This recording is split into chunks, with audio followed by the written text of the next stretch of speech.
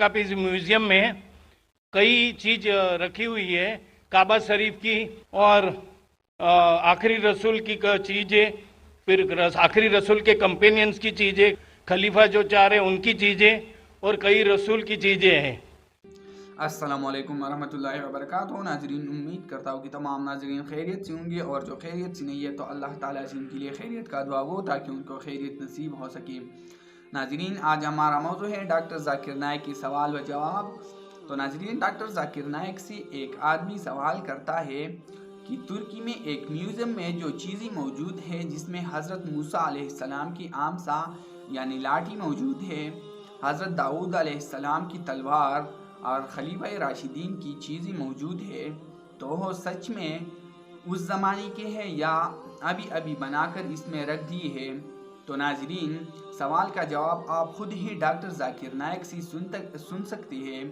लेकिन वीडियो में आगे बढ़ने से पहले आपसे गुजारिश है, अगर आप पहली बार हमारे यूट्यूब चैनल मिक़दाद ऑफिशियल में आए हैं तो बराए मेहरबानी करके हमारे यूट्यूब चैनल मिक़दाद ऑफिशियल को सब्सक्राइब करें और बेल आइकन को दबाएं ताकि हमारी आने वाली हर नई वीडियो की नोटिफिकेशन आपको सबसे पहले मिल सके।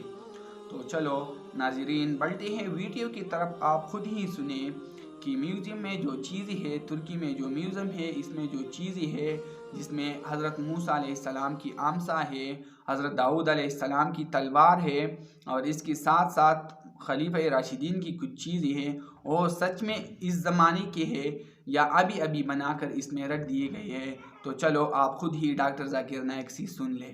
काफी म्यूजियम में कई चीज रखी हुई है, काबा शरीफ की और आखिरी रसूल की चीजें, फिर आखिरी रसूल के कंपेनियंस की चीजें, खलीफा जो चाह रहे उनकी चीजें और कई रसूल की चीजें हैं। तो मूसा अलैहिस्सलाम, इब्राहिम अलैहिस्सलाम, दाऊद अलैहिस्सलाम और याह्या अलैहिस्सलाम का वहाँ चीज रखी गई है। तो ये जो मूसा अलैहिस्सलाम की लाठी है, जो असा, और दाऊद अलैहिस्सलाम की जो स्वॉर्ड है मतलब तलवार, तो क्या रियल है, उनके टाइम का यूज किया हुआ है? महेश भाई ने सवाल किया है कि वो तोप्टा के म्यूजियम गए थे इस्तांबुल में, टर्की में, और अल्हम्दुलिल्लाह अल्लाह ने मुझे भी मौका फरमाया। इस साल ही चंद महीने पहले फरवरी मार्च में मैं भी गया था कोप्टा की म्यूजियम में, टर्की में मुझे बुलाया गया था। महेश भाई साहब पूछ रहे कि वहाँ कई चीजें हैं अल्लाह के, मूसा अलैहिस्सलाम की, और मूसा अलैहिस्सलाम की लाठी है, क्या वो लाठी सही है? Is it original? मैंने भी वो लाठी को देखा। ये सवाल मेरे दिमाग में भी आया, ये सवाल जो आपका है मेरे दिमाग में भी आया, लेकिन जवाब मिला सही है या नहीं कोई फर्क पड़ता नहीं। लाठी सही है या गलत फर्क नहीं पड़ता है, फर्क ये पड़ता है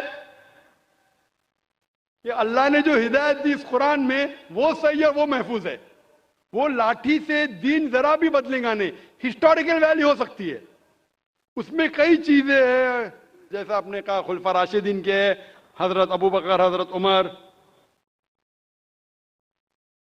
रज़ियल्लाहु अन्हु, उनके कई चीजें, लेकिन इससे हमें कोई फर्क नहीं पड़ता। हिस्टोरिकल वैल्यू शायद जानने के लिए क्या करने पड़ेगा, क्योंकि मैं भी माशाल्लाह एक मेडिकल डॉक्टर हूं, साइंस के तालिब इल्म हूं, आपको करने पड़ेगा कार्बन डेटिंग। कार्बन डेटिंग एक टेक्नोलॉजी है C14। वो कार्बन डेटिंग से हमको पता चल सकता है कि वो चीज है वो कितनी पुरानी है।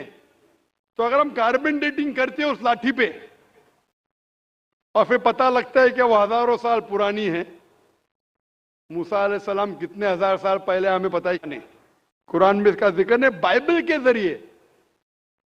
के जरिए पता चलता है कि वो तकरीबन 1400 साल ईसा अलैहिस्सलाम के पहले आए।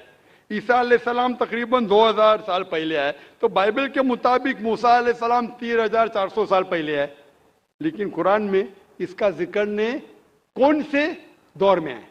और अगर बाइबल का हवाला लेंगे तो साइंटिफिकली मैच होती ही नहीं, कभी फ्लड आया कभी इजिप्ट, अनसाइंटिफिक है। तो आपको पहले कार्बन डेटिंग करने पड़ेगा उस लाठी पे। इन लोग इजाजत देंगे क्या नहीं मुझे पता नहीं। उस कार्बन डेटिंग करने के बाद आपको पता चलेगा कितने साल, लेकिन मुझे अभी भी नहीं पता एग्जैक्टली कितने साल पहले मूसा अलैहिस्सलाम आए। लेकिन एज ए हिस्टोरिकल रिकॉर्ड कोई करना चाहता कर सकता है, लेकिन मुझे एज ए मुस्लिम मेरे ईमान में कोई फर्क नहीं पड़ता है।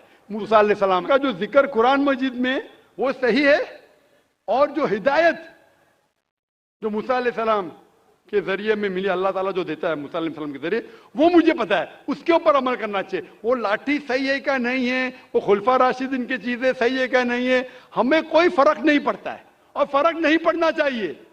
हमें देखना चाहिए उनका पैगाम क्या है और उनके पैगाम पे अमल करना चाहिए। Hope the answer the question.